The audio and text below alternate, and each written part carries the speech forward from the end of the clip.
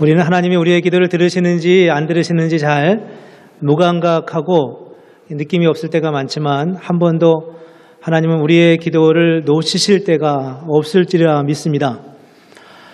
오늘 우리가 기도에 대해서 함께 말씀을 나눕니다. 찾으라 그러면 찾을 것이요, 두드리라 그러면 열릴 것이요, 이런 말씀에 대해서 우리가 익숙한 말씀을 함께 나누는데 그러면서도 또 우리가 산상수훈을 보면서 계속해서 우리가 기억해야 할 중요한 점이 하나 있는데 그것은 계속 매 설교 서두마다 말씀드리는 문맥입니다. 산상수훈은 어디서부터 시작해서 어떻게 말씀이 이어져 가고 있는지를 놓치면 주님께서 말씀하시려고 했던 본질적인 부분을 잃어버리기가 너무 쉬워서 비슷하긴 하지만 맥락을 다시 한번 간단하게 또 돌아봐야 되겠습니다. 산상수훈은 하나님께서, 예수님께서 갈릴리와 데가볼리와 또 예루살렘과 유대 그리고 또 갈릴리 동편 이방 지역으로부터 몰려온 많은 이방인들에게 복음을 전하면서 그들의 중풍병과 간질병과 또 귀신 들린 것들 또 이런 여러 유의 그들의 고통을 회복시키시고 치유하시고 함께 하신 후에 그로부터 그 치유를 경험한 사람들이 예수님을 따라다니기 시작했는데 그 무리들과 함께 다니시다가 어느 날 높은 산에 올라가셔서 예수님께서 한 번에 걸쳐서 마치 설교하시듯이 이 말씀을 한 번에 쭉 전하면 얼마나 걸리는지 모르지만 아마도 그 많은 무리들이 모여있는 가운데서 주님께서 한 번에 천국의 복음에 대해서 하신 말씀이 바로 산상수훈입니다. 그들은 굉장히 가난한 사람들이었고요. 그들은 대부분 다 어려운 사람들이었습니다. 생계라고 할 만한 것들도 별로 없었을 것이고 그렇기 때문에 주님을 따라다니는데 별 부담이 없었을 수 있었겠지만 그들은 그렇기 때문에 굉장히 어렵고 고통스러운 그런 삶의 자리에 있었던 사람들이라는 것을 알 수 있습니다. 예수님은 그들과 함께 신학적 논쟁을 한 것도 아니었고 철학자들처럼 철학을 논한 것도 아니었습니다. 그렇다고 세상에 성공하는 처세를 가르쳐 준 것도 물론 아니었습니다. 예수님께서 그들과 함께 거하면서 그들의 질병을 고쳐주고 그들의 아픔을 보듬어주고 한 번도 경험해보지 못했던 어떤 일들을 나누어 가면서 이 무리들은 무엇을 경험하고 무엇을 보았을까라는 것입니다. 그들은 무엇을 보았으리라고 생각하십니까? 그들은 바로 하나님의 나라를 경험했습니다. 물론 그들이 경험한 것이 하나님의 나라다. 그들 입으로 이렇게 규정하거나 정의를 내리지는 못했을지 모르지만 그들은 산상수훈이 다 끝난 다음에 이제까지 우리가 본 경험과 그런 교훈과 다르다. 이것은 우리에게 늘 말씀하는 서기관들이나 바리새인들의 교훈과는 다르다. 이건 철학자들의 논쟁과도 다르고 바리새인들의 신학적 논쟁과도 다르고 세상에 성공하는 방법을 가르쳐주는 처세술과도 다른 그 어떤 새로운 것이었는데 그들은 이 경험을 통해서 이 땅에서는 한 번도 경험해보거나 듣거나 찾아보지 못했던 새로운 세상, 한 번도 경험해보지 못하는 그런 어떤 세상이 열리는 경험을 여기서 할 수 있었음을 보여주고 있습니다. 그것을 성경은 무엇이라고 정의를 하냐 하면 그것을 바로 복음이라고 정의를 합니다. 복음이란 무엇이냐 하면 요한겔리온이라고 해서 당시 사람들에게는 승리의 승전의 소식이었습니다. 로마의 군인 군장이 전투에 나가서 최소한 5,000명 이상의 상대방 적군을 이기고 최소한의 영토를 확장하고 난 다음에 완전하게 승리해서 그 땅을 평정하고 돌아왔을 때 이 로마 사람들은 이 사실을 요한겔리온이라고 하는 복음이라고 전하면서 온 로마 사람들이 함께 축복하며 환송하며 기뻐하며 축제를 벌였던 잔치가 바로 복음이었습니다. 성경은 바로 예수님께서 행하신 이 사건을 복음이라고 말했습니다. 세상 그 어디에서 쉽게 찾아볼 수 없는 그런 복음의 사건이죠.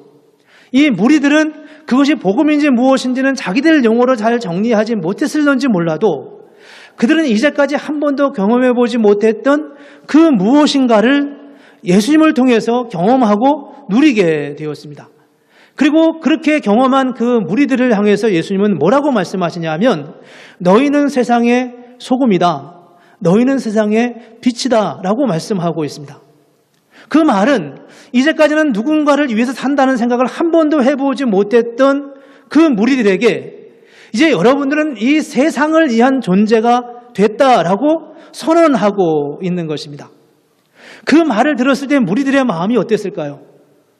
그 말을 들었을 때 무리들의 마음에 떠올라오는 그런 흥분됨이 얼마나 컸을 거라고 생각하십니까? 또 한편으로는 그 말씀을 들으면서 그들 마음에 몰려오는 두려움은 어땠을 거라고 생각합니까? 흥분과 두려움, 주님이 우리를 어디로 몰고 가실까? 어디로 끌고 가실까? 이런 생각을 하면서 그들 안에 잔잔하게 떠올라오는 그런 흥분과 기대감이 얼마나 컸을까라는 생각을 합니다. 우리가 무슨 세상의 소금이 돼요? 우리가 무슨 세상의 빛이 된다는 말입니까?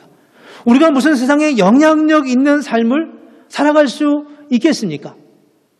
우리는 이제까지 내 생계조차도 제대로 꾸리지 못했던 내 중풍병으로 인하여서, 우리 아버지의 중풍병으로 인하여서, 내 아들의 간질병으로 인하여서 사람 노릇도 못하고 가정다운 가정을 누려보지도 못했고 한 번도 인생다운 인생이 무엇인지에 대해서 고민해보지 못했던 그런 사람들에게 치유의 은혜를 베푸시고 하나님의 나라를 경험하게 하셨고, 이 놀라운 감격과 놀라운 사건은 그건 감사하고 놀랍지만 우리가 무슨 세상에 빛이고 우리가 무슨 세상의 소금이냐는 말입니다.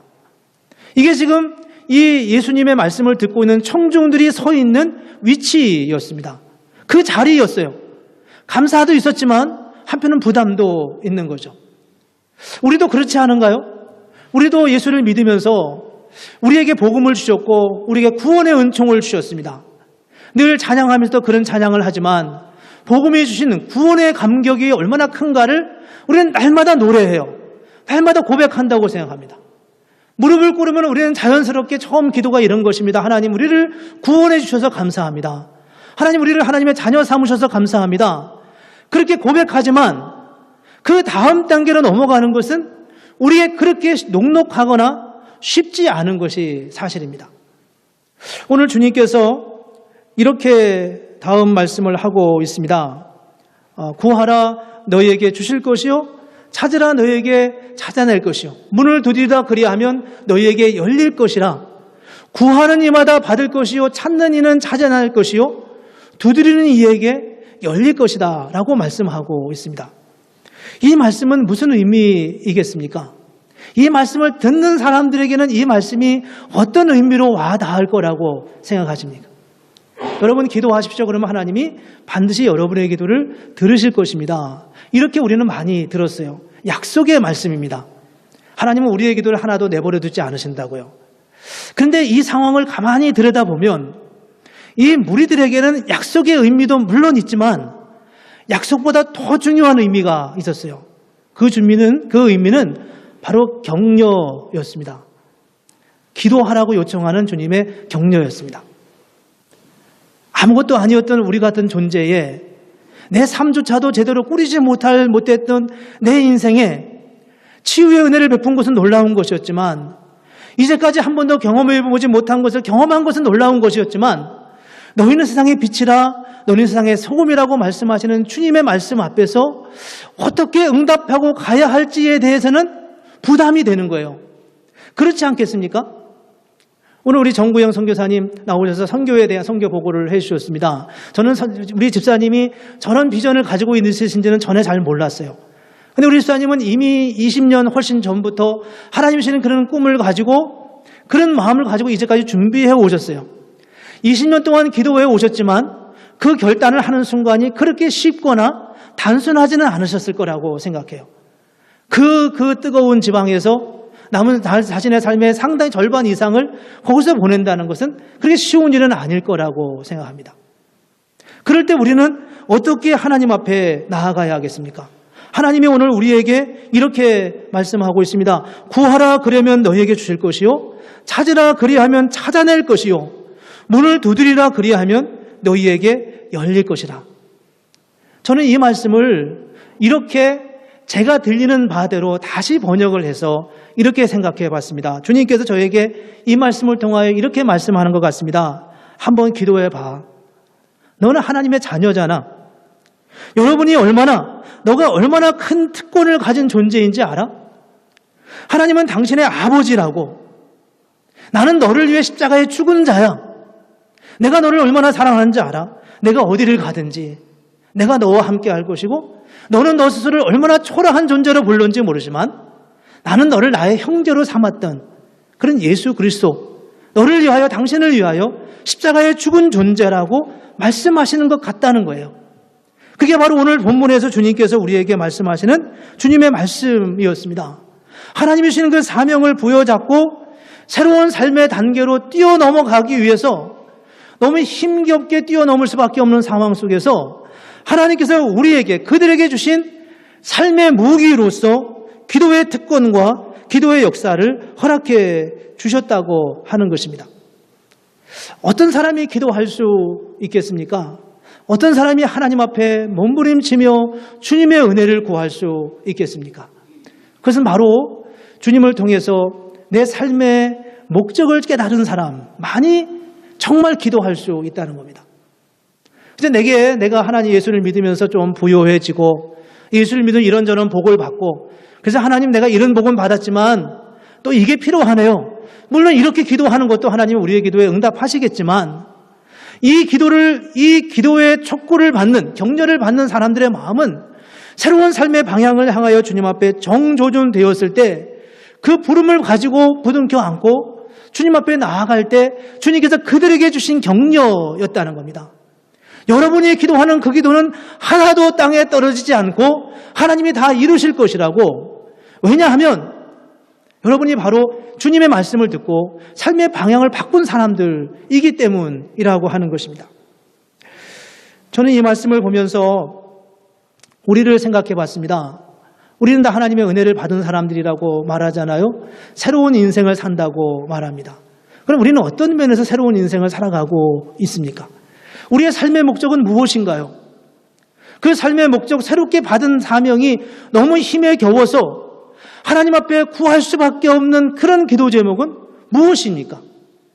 하나님이 이 이민사회 속에서 살루스비라고 하는 이 도시에서 우리에게 교회를 세우고 41년을 지나게 하셨습니다. 많은 교회들이 40주년을 맞는 교회들이 참 많더라고요. 그 시점에 그 다른 곳에 많이 세워지는 40주년 되는 교회들과 함께 여기도 한인들이 많지 않은 곳에 이곳에 교회를 세웠어요. 이제는 교회당도 세워주셨어요. 하나님이 우리에게 교회당을 세워주신 이유가 무엇이겠습니까? 우리는 이것을 감당하기가 어렵고 힘들 때가 있지만 그러기에 주님 앞에, 하나님 앞에 몸부림치며 기도하며 나아가게 됩니다. 그것이 바로 세상의 소금이며 빛이 되게 하시기 위함임을 보여주고 있습니다. 교회당을 세운 것이 누구에게 자랑하기 위해서 하는 것이겠습니까? 하나님은 왜 우리를 이 미국 땅에 살게 하시겠습니까? 저들과 함께 살려고 하는 거 아니겠어요? 저들과 함께 복음을 나누며 저들과 함께 걸어가게 하기 위해서 우리에게 교회를 허락해 주신 것 아니겠습니까? 이민 생활이 녹록지 않아서 늘 힘들고 어렵다는 말을 우리는 너무 자주 합니다. 그러나 그렇다고 해서 우리가 매일 어려운 얘기만 하며 살 수 있겠습니까? 어려운 건 어쩌면 너무나 당연한 거죠. 저는 그런 생각을 많이 했어요. 사도행전 3장에 보면 안진뱅이가, 성전 미문에 있는 안진뱅이가 일어나는 상황을 일어나잖아요. 그 사람은 이제 무엇을 해야 될까? 그 사람의 삶은 어떤 그 장래의 삶이 열려졌을까? 저는 그분의 삶이, 그 사람이 어떤 삶을 이어 살았는지 모르지만 굉장히 힘들었을 거라고 생각해요. 차라리 평생 안진뱅이였으면 그 나이가 언제쯤 되는지 모르지만 이제까지 익숙한 삶이었잖아요. 그냥 그렇게 살아가면 되는 거예요. 근데 그가 안진뱅이에서 일어나는 순간 누가 그에게 동전을 더 주겠냐고요. 누가 그에게 먹을 것을 던져주겠냐고요. 이제는 혼자 서야 되는 거예요. 그의 나이가 10살인지 20살인지 30살인지 모르지만 이미 직업을 가졌어야만 하는 나이가 됐을 것이고 누구에게 걸어다니면서 더 이상 구걸을 할 수 있는 그런 위치는 이미 떠나버렸어요. 새로운 삶의 과제가 그에게 얹어져 간 거죠. 그런 상황에서 그의 나음이 과연 그에게 무엇을 의미하는 것인가 하는 것입니다. 우리가 예수를 믿었습니다. 미국이라고 하는 비전의 땅에 왔어요. 이 작은 도시에서 교회당을 지었어요. 이 모든 것들은 다 우리에게 기쁨의 사건이지만 또 한편으로는 우리에게 어마어마한 사명과 무거운 짐을 주는 것일 수도 있다는 것입니다. 오늘 이 산상수훈을 받는 이 무리들의 마음이 어땠을까? 세상에서 발견해 보지 못한 그런 복음을 들었어요. 어떻게 이런 일이 있을 수 있는가? 이것은 내가 서기관들에게 들어보지 못한 말씀이라고 그들이 감동스럽게 그 말씀 앞에 섰어요. 그렇지만 그들은 그 삶의 자리에서 하나님의 은혜와 하나님의 능력을 구하지 않을 수 없는 상황에 놓여져 있는 거죠. 그 상황에서 주님이 그들에게 그렇게 말씀하는 겁니다. 구하라 그리하면 주실 것이요. 찾으라 그러면 찾을 것이요. 문을 두드리라 그리하면 열릴 것이라고 말씀하고 있습니다. 우리 교회가 여러모로 하나님의 은혜 안에 살아가고 있습니다. 어떻게 하면 우리가 주님의 말씀을 붙들고 갈 수 있겠습니까? 주님은 우리에게 기도하라고 기도에 대한 약속을 들려주고 있습니다. 그러나 우리가 정말 주님이 우리를 만나주신 그 삶의 자리를 정확하게 이해하지 못하면 우리는 다시 안진뱅이 삶의 자리로 돌아가려고 하는 경향이 우리에게 있을 수 있다는 겁니다. 주님, 내가 안진뱅이 있을 때는 이렇게 어렵게 살지 않았어요. 그때는 다 먹을 거 갖다 줬다고요, 남들이. 근데 왜 지금은 그게 끊어졌냐고요. 이렇게 구할 수밖에 없는 상황이 될 수도 있다는 겁니다. 우리가 부름받은 부름의 자리는 어떤 곳입니까? 우리가 주님께서 우리에게 구하라 그리하면 주실 것이라고 말씀하실 수밖에 없는 그 말씀이 절실하게 필요한 여러분의 삶의 자리는 어디냐고요. 그 삶의 자리를 정확하게 찾지 못하면 이 말씀은 단순한 약속으로서만은 아무런 의미가 없게 된다는 겁니다. 어쩌면 우리는 예수를 믿은 후에 이전보다 더 어려운 삶의 자리에 놓여 있을지도 몰라요. 우리가 하나님의 은혜를 받았다고 하는 것은 우리에게 더 큰 사명을 부여하는 것일 수도 있을 수 있다는 겁니다. 그런 삶의 자리, 그런 하나님의 나라를 발견하고 나아가는 그 삶의 자리를 향하여 갈 때 우리가 어떻게 응답해 가야 하는지에 대한 바른 이해가 없으면 우리가 어떻게 하나님의 나라를 구하며 살아갈 수 있겠습니까? 본문을 더 자세히 잘 들여다보면 기도는 하나님과의 인격적 만남의 통로라는 것을 보여주고 있습니다. 여러분 기억하시나요? 마태복음 6장 8절을 할 때 말씀을 볼 때 그 말씀에 이런 말씀이 있습니다. 너희가 구하기 전에도 너희가 구해야 되는 것이 무엇인지 내가 다 안다라는 말씀을 하셨습니다. 다 아시는데 우리가 왜 하나님 앞에 기도해야 하냐는 거예요. 그렇잖아요? 다 아시는데 하나님은 우리를 인격적으로 기도 가운데 찾아오신다는 겁니다. 만약에 인격적이라는 말이 참 쉽기도 하고 어려운 표현이기도 한데 이 인격적으로 찾아오신다는 말을 인정하지 않으면 이런 의미가 이렇게 이해할 수 있습니다. 하나님 우리에게 이렇게 말씀하실 거예요. 너가 필요한 게 뭔지 다 알아. 그러니까 가만히 있어. 내가 때가 되면 다 갖다 줄게. 이렇게 말씀하실 거예요. 그런데 인격적인 하나님이기 때문에 그분이 우리의 필요를 다 아신다고 말씀하시면서도 우리에게 하나님 앞에 우리로 하여금 하나님께 기도하라고 말씀하고 있습니다. 그런데 우리는 그런 고민을 하잖아요. 하나님께 기도하는데 하나님의 뜻과 내 뜻이 다른 경우에도 하나님이 내 기도를 들어주시나요? 라는 질문입니다. 그 질문은 참 많이 받아본 것 같아요. 답을 주기도 참 쉽지가 않고요. 요한복음 15장 7절에 보면 이런 말씀이 있습니다. 너희가 내 안에 거하고 내 말이 너희 안에 거하면 무엇이든지 원하는 대로 구하라 그리하면 이르리다 라고 말씀했습니다. 저게 무슨 의미입니까? 요한일서 5장 14절에 보면 다시 사도 요한이 이런 말씀을 합니다. 그를 향하여 우리가 가진 바 담대한 것이 이것이니 그의 뜻대로 무엇을 구하면 들으심이라. 그의 뜻대로 무엇을 구하면 들으신다는 거예요. 이런 말씀이 우리에게 굉장히 고민스럽게 합니다. 왜냐하면 그분의 뜻과 지금 내 뜻이 나누어지고 있다고 느끼기 때문에 내가 지금 고민하고 있거든요. 다 알아요, 우리가 기도하면서. 이게 하나님의 뜻인지 아닌지 내가 다 안다고요. 대부분은 다. 그래서 늘 조심스러운 거예요. 늘 불안한 거예요. 하나님이 내 기도를 들어주실까? 이런 생각을 하죠. 제가 이 부분을 생각하면서 묵상하면서 많은 기도를 하면서 성경을 찾았고 보았습니다. 하나님은 우리가 하나님의 뜻에 어긋나는 기도, 다른 기도를 할 때도 우리의 기도를 들어주시는가? 들어주십니다. 다르게 기도해도요. 예를 들어볼까요? 이스라엘 백성들이 하나님 앞에 무엇을 구했냐면 왕을 구했어요. 왕을 달라고 기도했거든요. 근데 이 왕을 구하는 게 하나님이 원하는 게 아니었어요. 왜냐하면 이스라엘의 진짜 왕은 하나님이셨기 때문이죠. 그래서 하나님이셨기 때문에 그걸 원치 않았어요. 사무엘이 그 요청을 받을 때 굉장히 불쾌하게 생각했어요. 그런데 하나님이 사무엘에게 뭐라고 말하면 저들에게 왕을 세워주라 이렇게 말하죠. 이스라엘에게서 왕이 무엇을 의미하는지를 생각해 보세요.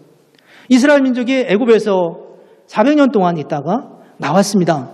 그래서 12지파가 가나안 땅에 다 이렇게 퍼져 살았어요. 이 가나안 땅의 그 당시는 7 족속이 살고 있었어요. 그런데 2지파 반은 이 가나안 땅 아닌 가나안 동편에 살고 나머지 9지파 반이 가나안 땅에 퍼져 살았으니까 그 땅에 이미 살던 7지파와 비교해 보면 사실 한 지파가 거의 한 나라에 해당하는 거예요. 이 사람들이 다 퍼져 살아가고 있었거든요. 중앙 집권이 아니라 지방 분권 시스템으로 살아갔던 거예요. 그러니까 어느 지파가 있는 베냐민 지파가 있는 곳에 한 애적이 그 옆에 있는 조직이 쳐들어오면 다른 지파가 도울 수 있는 상황이 안 되는 거죠. 굉장히 순발력 있게 그런 어떤 외적의 침입에 대처하지 않으면 그들의 생존 자체가 불안할 수밖에 없는 상황에 있었어요. 그래서 사사시대의 그 350년, 400년 동안 그들은 굉장히 고통스러운 시간들을 보내었죠. 그래서 왕이 없었기 때문에 그들이 아팠다 이런 말씀이 사사기에 몇 번 나와 있습니다. 그들의 존재 자체가 왕을 구할 수밖에 없는 상황이었어요. 그래서 왕을 달라고 요청한 거죠. 그런데 하나님은 그들의 진짜 왕은 누구였냐 하면 바로 그리스도였으며 하나님이셨어요. 그런데 그 기도를 응답하기 전에 하나님이 그들에게 왕을 주시죠. 왕을 주셨지만 그 왕에 있어서 성공적으로 그 왕의 역할을 감당한 사람은 다윗 외에는 그리 많다고 말하기가 어려운 상황이었어요.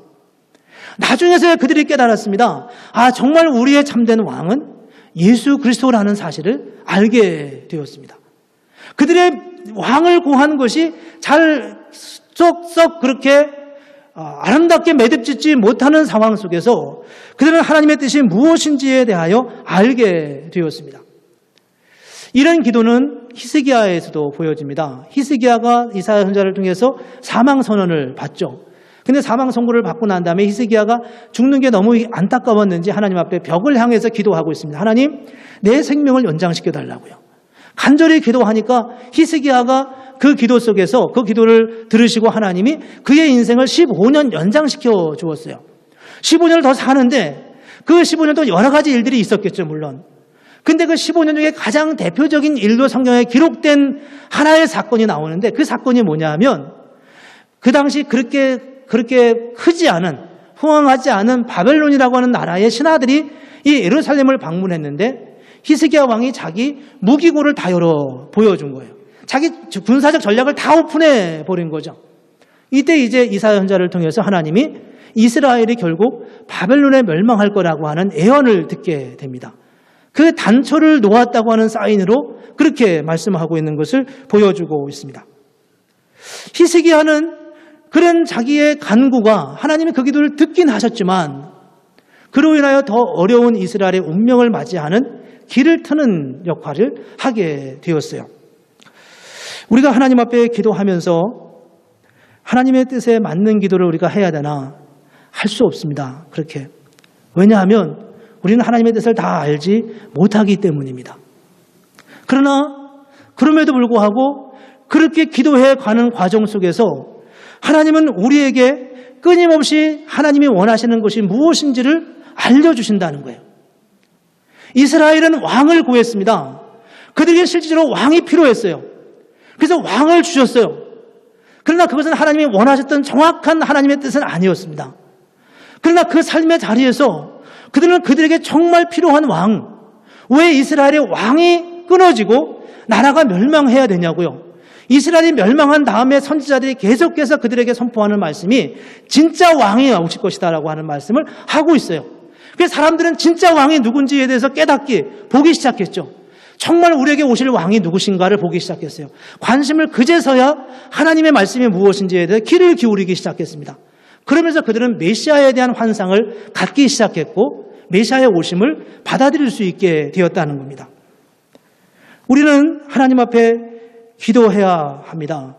하나님의 뜻을 우리가 다 알지 못했을 때조차도 기도해야 됩니다. 요한일서 5장 14절 아까 나눈 말씀에 그의 뜻대로 무엇을 구하면 들으심이라 라고 말씀하고 있는데 그 말씀은 그분의 뜻대로 구해야만 응답하신다는 의미라기보다는 우리가 기도하는 과정에서 우리는 결국 그분의 뜻을 깨닫고 그분의 뜻을 받아들이며 그분의 뜻이 우리 안에서 성취되는 것을 경험하게 될 것이라는 겁니다. 결국 우리는 그분의 뜻을 찾고 그분의 뜻대로 구하게 되는 그 순간 하나님의 역사가 저와 여러분 속에 완전하게 성취되는 것을 경험하게 된다는 것입니다. 저는 매일 매 순간마다 얼마나 많이 잘못된 기도를 드리는지 몰라요. 때로 개인적으로 어려움이 있을 때나 교회적으로 극복해야 될 문제가 있을 때마다 하나님 앞에 기도합니다. 사람들과도 이야기를 물론 하죠. 다른 목사님들과도 상담을 할 수도 있고 교회 여러 재직들이나 운영위원들하고도 의논을 하기도 하고요. 많은 생각들이 제 안에 들어와 있습니다.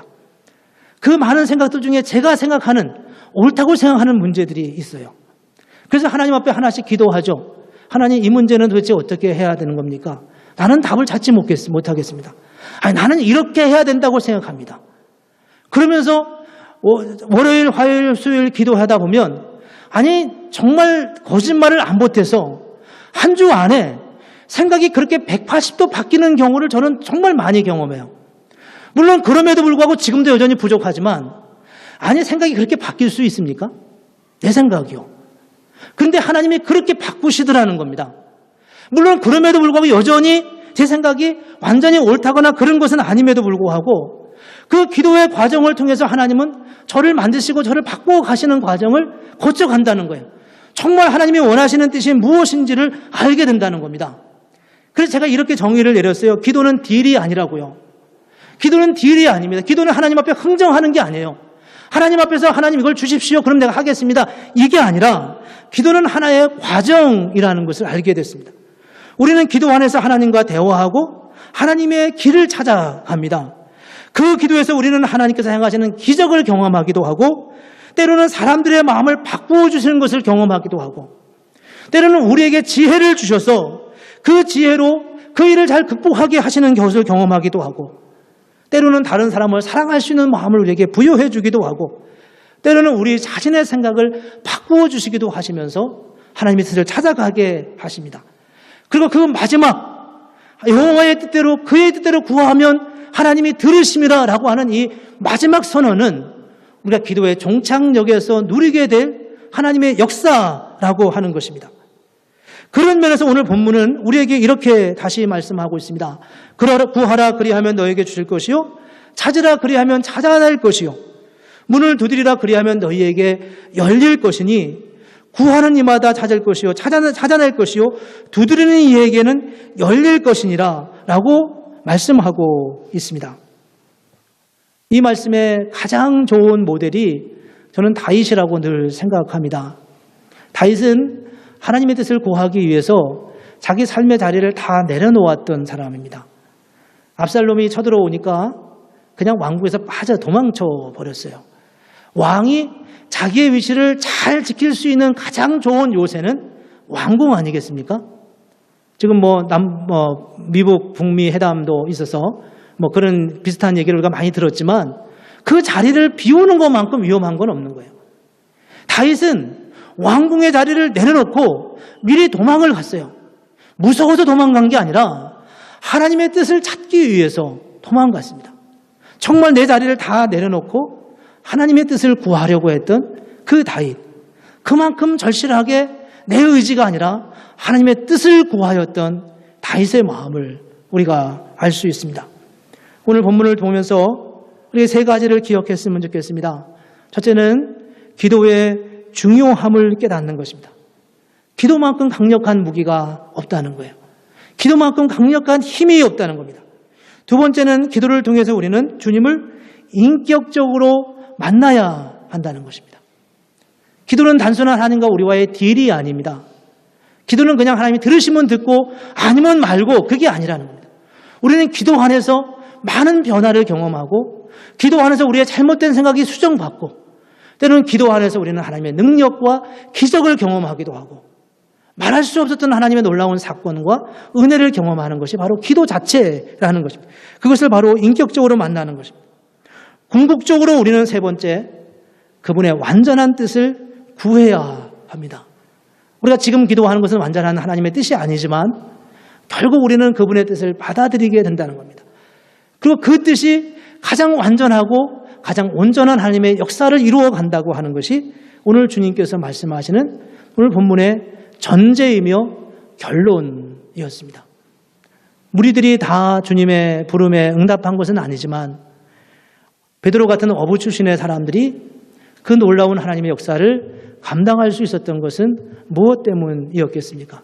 첫째는 하나님께서 이 베드로를 부르셨을 때 내가 너를 더 이상 고기를 낚는 어부가 아니라 사람을 낚는 어부가 될 것이라고 하는 그의 삶의 목적을 바꾼 사실을 받아들였던 것과 그 목적을 감당하기 위해서 하나님 앞에 기도하며 그분의 뜻을 구하며 그분의 뜻을 나누며 끊임없이 자기 생각을 드러내고 자기 생각을 나타낼 수밖에 없고 노출할 수밖에 없었던 베드로였지만 결국 하나의 한 번의 설교로 3,000명이 회개하는 어마어마한 능력을 행할 수 있었던 베드로의 역사는 하나님의 능력과 하나님의 뜻과 그의 뜻이 일치하는 바로 그 순간이었습니다. 우리가 기도하면서 우리가 하나님의 은혜를 받고 하나님의 뜻을 깨닫는다는 것은 정말 놀라운 일이 아닐 수가 없습니다. 그분의 뜻대로 구하면 주님이 들으십니다. 우리도 하나님 앞에 그렇게 기도하면서 하나님의 뜻과 내 뜻이 일치가 되고 정말 주님 안에서 그 놀라운 광대한 하나님의 능력과 그 은혜를 경험하고 살아가는 그런 복된 은혜가 저와 여러분에게 있기를 주님의 이름으로 축복합니다. 기도하겠습니다. 이 시간 같이 우리 하나님 앞에